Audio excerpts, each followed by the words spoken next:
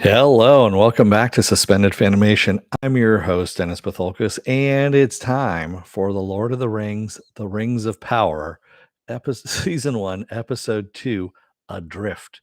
Welcome, everybody. Let me take care of some business first, and we'll get down to it. If you like what you see here, like, share, and subscribe. If you're still on the fence about subscribing, take a look at the video that pops up at the very end here. YouTube takes the algorithms of all the stuff you've been watching and tries to match it as best as possible to one of the videos in my vast reader library and pops it up here just for you. And if you like what you see there, hit that subscribe button down below there. And if you can, hit that like button, the share button as well.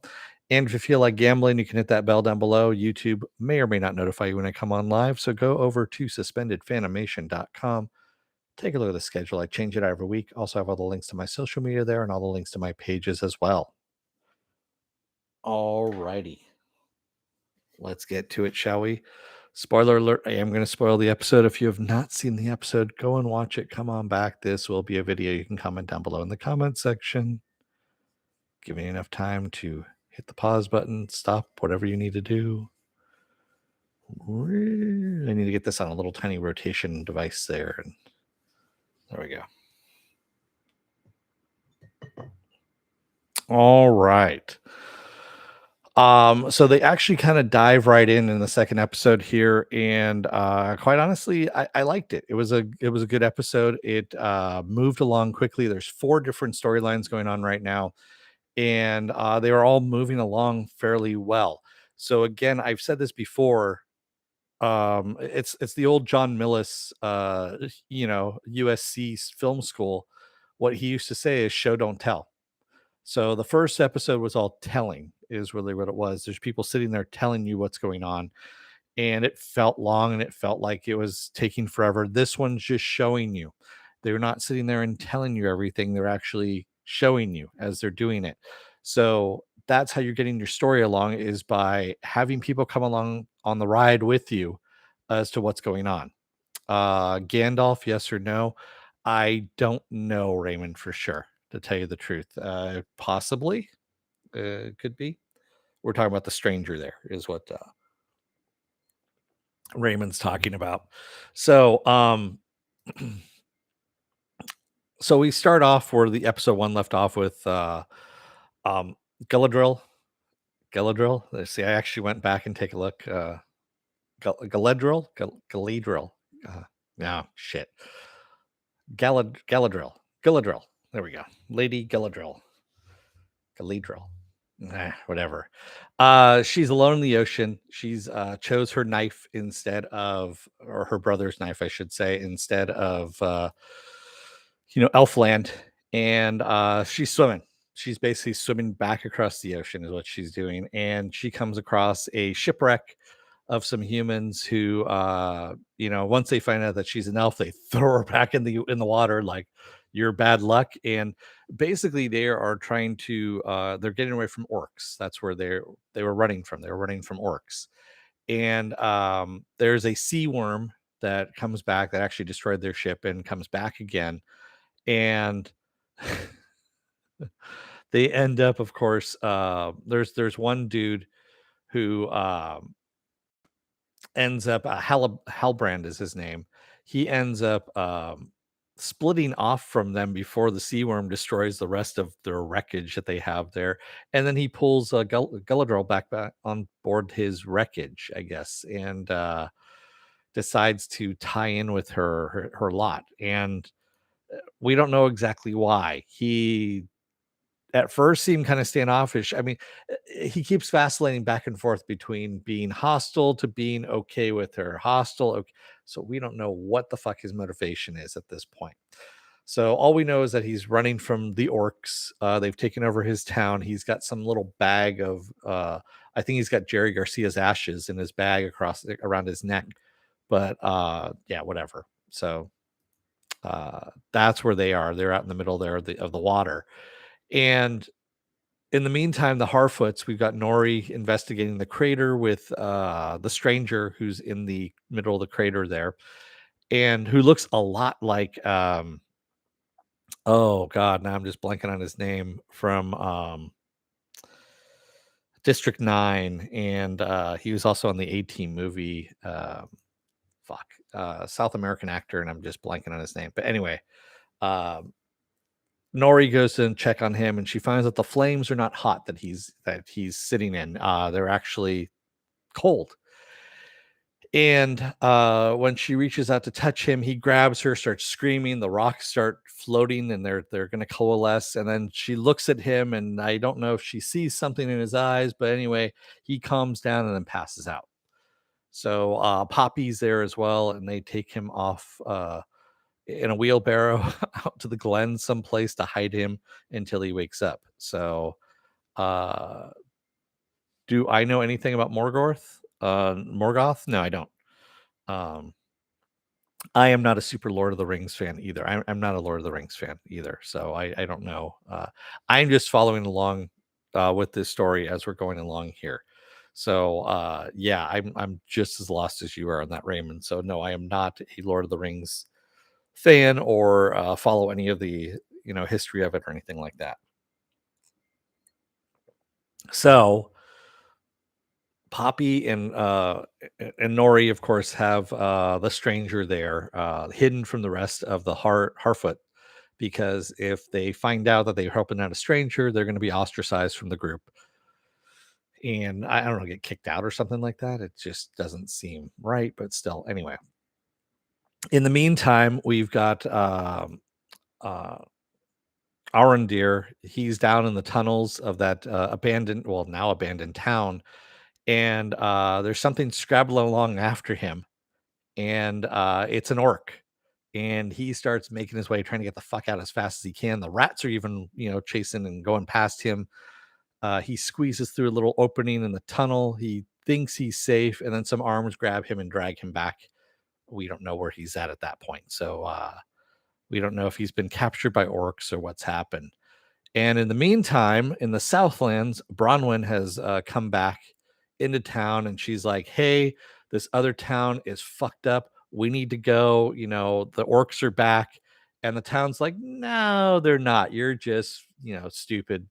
You just want the elves to be here because you're in love with Aron. You're in love with an elf, Arondir, and you want him to stay, and that's the reason why you're trying to make this shit up." And she's like, "No, I'm not. We need to go." And everyone's like, "No, fuck you." So she goes home.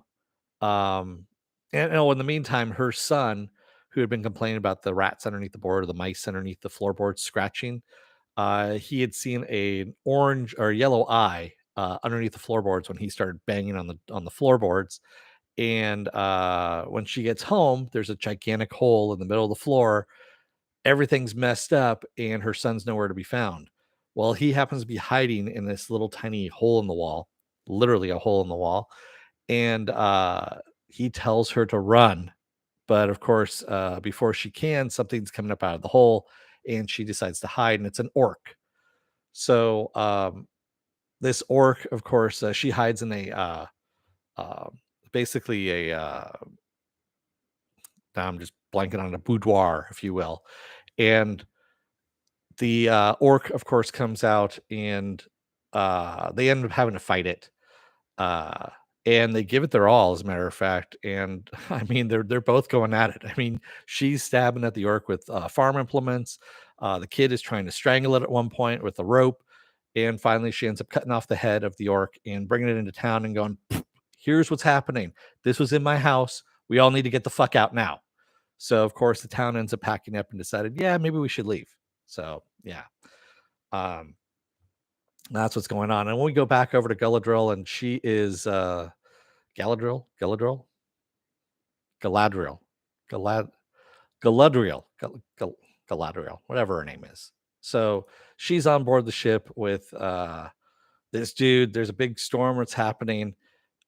She lashes herself to whatever is left of the sail and tells him to you know, to lash him to her as well. So Halbrand, and of course the mast breaks, and she starts getting dragged down to the bottom of the ocean.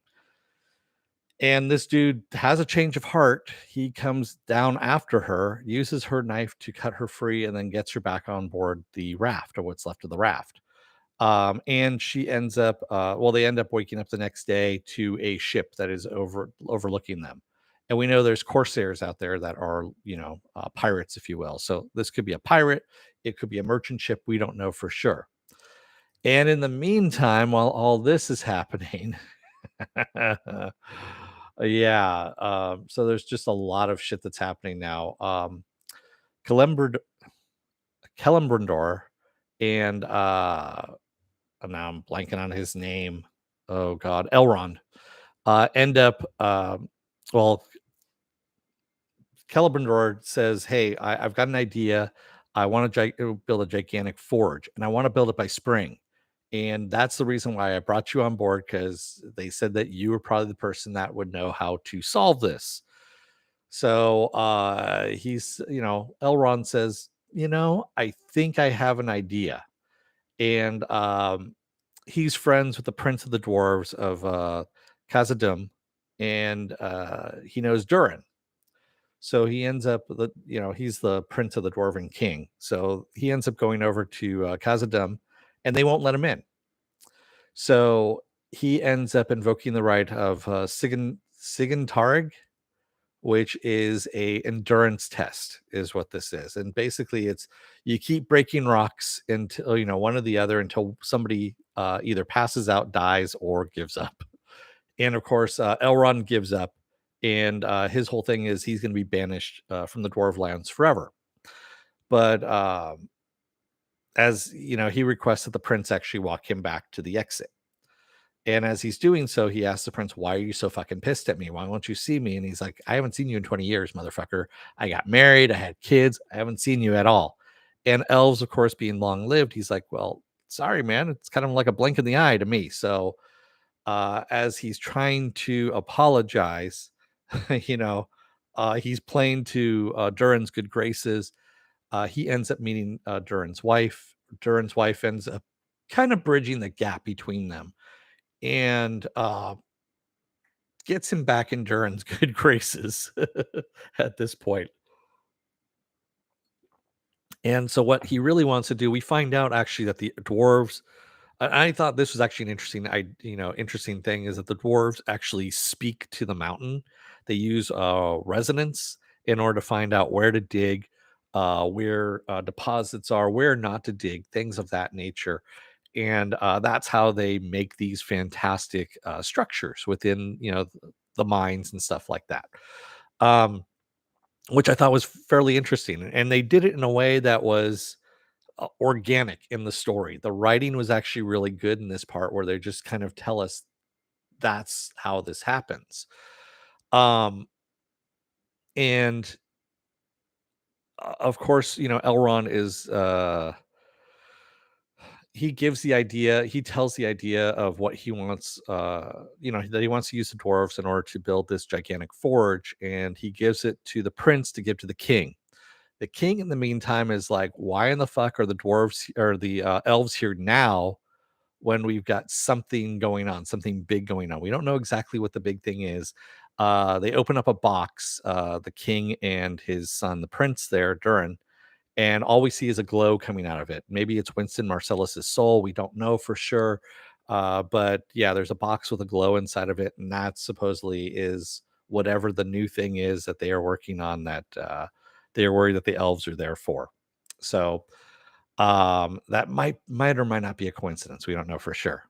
Um, oh, and by the way, so also Bronwyn's son, Theon, I think his name is Theo. There we go. Theo had found this a piece of metal that is in the shape of Sauron's signature, I guess you could say, or symbol, if you will. And when he got cut by the orc, his blood actually dripped into this piece of metal, and lit up into flames. And he was able to see something, we don't know exactly what, before he went on the trip to, with the rest of the townspeople, because the rest of the townspeople were heading out of the town because now it's infested with orcs underneath. They know that the orcs are tunneling underneath them, and shit's about to happen. So those are the four stories that we have going on right now. And again, like I said, this is actually pretty good, because we know this, of course, is all going to tie together at this point, at some point in time. as we go along here. And they did a good job of kind of going back and forth between the different storylines. And this is what you want. This is good storytelling when you are not recognizing the changes and going, hey, what the fuck happened to? They actually just kept going back and forth between the two respectively. And that's actually what is pretty good. Raymond says, I actually think this is decent so far, along with House of the Dragon. I'm hopeful for a resurgence of fantasy. I think you need to watch these episodes back to back. They really build the world. Yeah, I did watch them back to back, Raymond. Uh, and I agree with you. It does build the world. The first one was just kind of dull. It really was. And again, like I said, it was a show. It was a tell instead of a show. And the second one was a show, not a tell. So I got more out of the second episode than I did the first episode. The first episode was just dry and needed to be done, of course, in order to set things up. But man, that just needed to it needed to work faster. And sorry for the sunlight coming through here, but yeah, it's things are changing. We're rotating on the earth a little bit more. Yes. It means I need to bring the shade down a little bit more than what I've already got it at. So all in all, not a bad episode. I mean, we leave off with we don't know what the fuck's happened with what do I think about the actors? Um you know, for all the actors playing the dwarves, not the dwarves, excuse me, the elves, I it was kind of funny. I'm like, and British actor number 1, and British actor number 2, and British actor number 3. That's pretty much how I felt of the elves. They all kind of looked similar and acted similar to the point where I was just like, British actor number 1. That's really what I kind of felt of the elves. Other than the main characters, well, even the main characters, Elrond, the guy playing Elrond, I've seen him before. Okay. Galadriel, I've seen her before as well. She's okay. I'm sure she's going to step into the role a little bit better than that. Uh, and of course, Bronwyn, I know she's a good actress, so she just hasn't been given much here to do. And the guy playing Arendir, Ishmael Cruz Cordova is his name. He's doing an okay job. I mean, I don't know so much about the dude that was on the raft there. And I'm blanking on his name now all of a sudden. Halbrand. Charlie Vickers is his name. We didn't see enough of him in order to actually kind of get a gist of how his acting is going to be. So Nori is fine. I mean, they're supposed to be more whimsical characters, the Harfoots and stuff like that. Yeah, the stranger, of course. The whole thing with the stranger being having some kind of magical abilities, and I understood where you were getting at that with Raymond, with him trying to show Nori that constellations is how he's trying to find a certain set of constellations, which she's never seen before. And he uses the fireflies in order to show her, and then of course all the fireflies die once he uses them. And showing that magic comes at a price. And again, I don't know if that's Gandalf. I don't know if it's Sauron. We don't know who it really is at this point, because we know Sauron is a wizard as well. So we don't know who exactly it is. We know Sauron had disappeared at one point. Maybe this is Sauron. Maybe this is Gandalf. We don't know at this moment. And then also, of course, when he is furiously scribbling down one of the constellations as Nori's father is trying to barn raise something there, and he snaps the twig at the same time that Nori's dad's foot snaps. We don't know, was that actually something that he caused? Was it something that he was trying to tell her was going to happen? Uh, that we don't know either. We don't know if it was something that he was foreseeing and was trying to tell her, or if it was something that he caused. So we don't know where that is either. So he's actually doing a good job too, playing the stranger there so far. But again, it's more like "Arr, arr." Yeah, he's more grunting than anything else. So, yeah, Daniel Wyman is his name. He plays the stranger. But yeah, I'm gonna stick around with this one. I mean, like I said, the second episode was better written than the first episode and just felt better. It really did.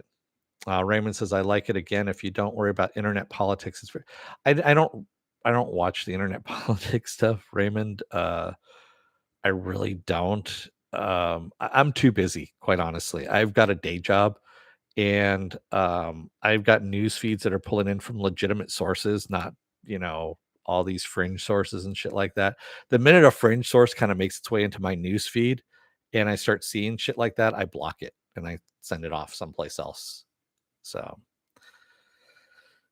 yeah.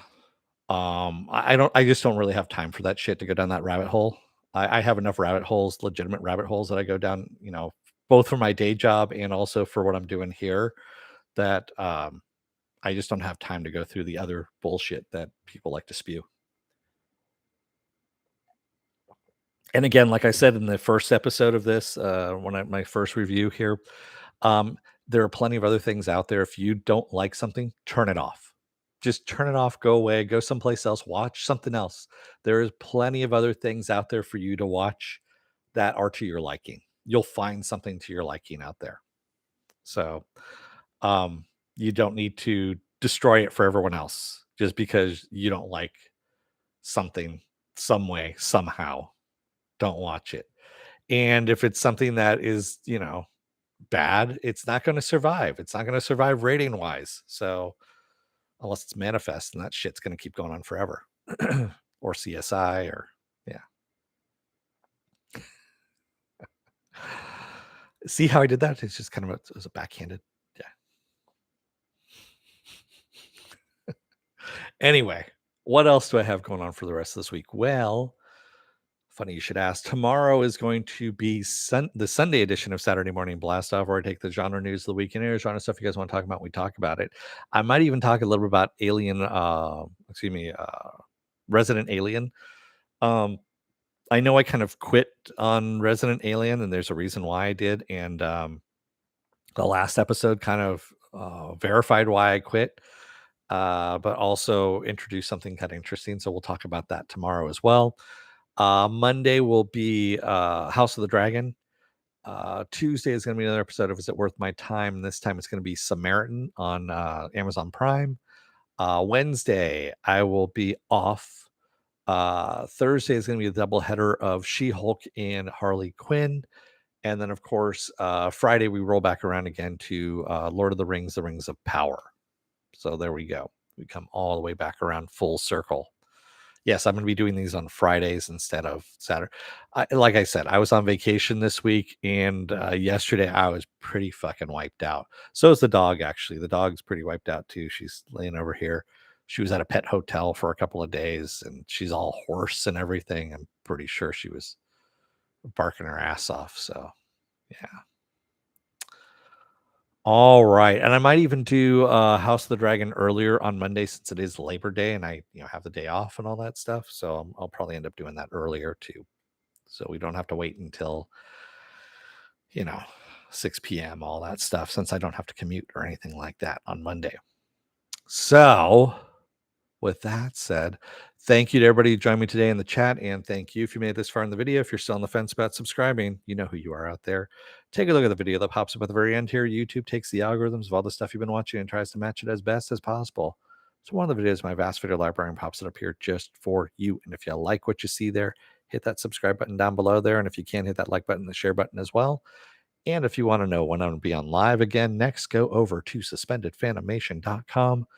Take a look at the schedule. I change it every week. Also, I have all the links to my social media there and all the links to my pages as well. All right. Thank you, everyone. I will let you go. Have a good rest of your day. I will see you tomorrow for the Sunday edition of Saturday Morning Blast Off. Until then, don't let the door hit your ass on the way out. Otherwise, that sea worm may be coming for what's left of your wreck because it's a sea worm. And I don't know, man. It's kind of big and it looks kind of like a swordfish, but not as I don't know. Anyway, it looked kind of weird. Thanks, everybody. I will see you again tomorrow. Until then, stay safe, be well, take care. Wear those masks, get those vaccine shots, get the boosters as well. They don't work without the boosters. And stay safe out there, everyone. Thanks. I will see you again tomorrow. Have a good rest of your night. Thanks, everyone. Good night.